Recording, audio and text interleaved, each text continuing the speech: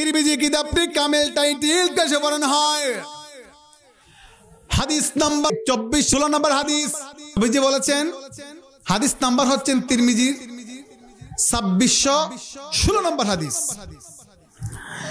আল্লাহ নবীজি বলেছেন, লা তাজুলু কদম ইবনে আদম ইয়াউমাল কিয়ামাতি মিন ইনদি রাব্বি হাত্তা ইউসআলা আন খামসি। আমার নবী বলে, সাহাবীরে, প্রত্যেকটা মানুষ আদম সন্তান আল্লাহর সামনে সরাসরি দাঁড়াইতে হবে। আমার আল্লাহ লা তাজুলু কদম ইবনে আদম ইয়াউমাল কিয়ামাতি, কিয়ামতের ময়দানে আল্লাহ রাব্বুল আলামিন ওই ব্যক্তিকে সরাসরি 5টা প্রশ্ন করবে। 5টা প্রশ্নের জবাব না দিতে পারলে রে, লা তাজুলু কদম ইবনে আদম, আদম সন্তানের কদম, আদম সন্তানের পাও আল্লাহর সামনে থেকে নড়াচড়ার সুযোগ দেওয়া হবে না। 5টা প্রশ্নের জবাব না দিতে পারলে জোরে বলুন আল্লাহু আকবার, আল্লাহু আকবার। কয়টা প্রশ্ন? কয়টা প্রশ্ন? এটাকে আমি মুফতি শাফল করিম সালিকে বলবে না সবাই রে? এই প্রশ্ন আপনাকে বলবে, সোনাগাদা বিশাবকে বলবে, চরমানা বিশাবকে বলবে, শশিনা বিশাবকে বলবে, উজানি বিশাবকে বলবে, সবাইকে বলবে। আল্লাহ নবীজি বলেন, সাহাবী,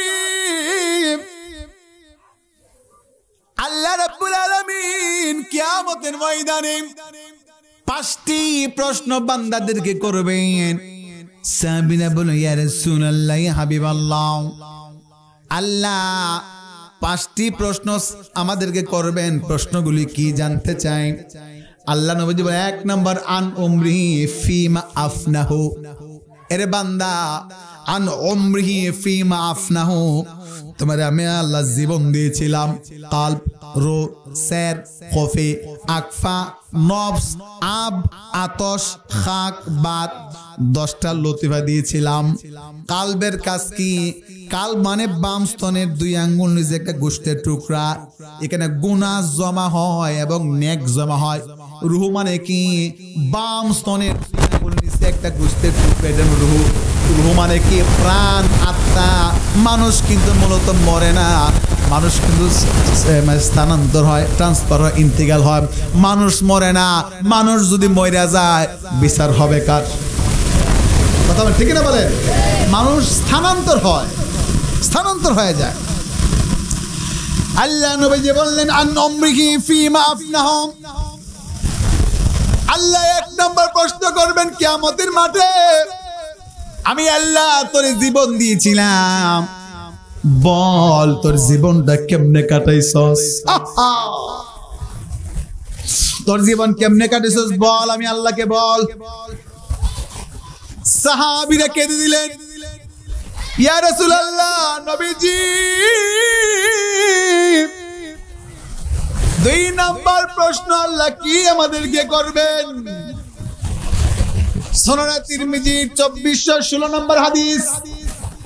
নবীজি বললেন, ওয়ান শাবাবি ফিমা আবলাহু, 2 নম্বর প্রশ্ন করবেন, বান্দারে তুই তোর যৌবন কেমনে কাটিয়েছিলি?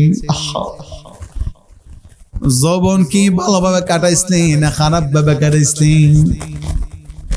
বউ সারা অন্য নারীর পিছনে কাটাইছনি? এ মহিলা, তুই তোর স্বামী ছাড়া আরেক পুরুষের সাথে কি মেলামেশা করছিস কিনা বল? তুই যৌবন, ওয়ান শাবাবি ফিমা আবদাহু, তুই কেমনে যৌবন কাটাইছিস হিসাব দে।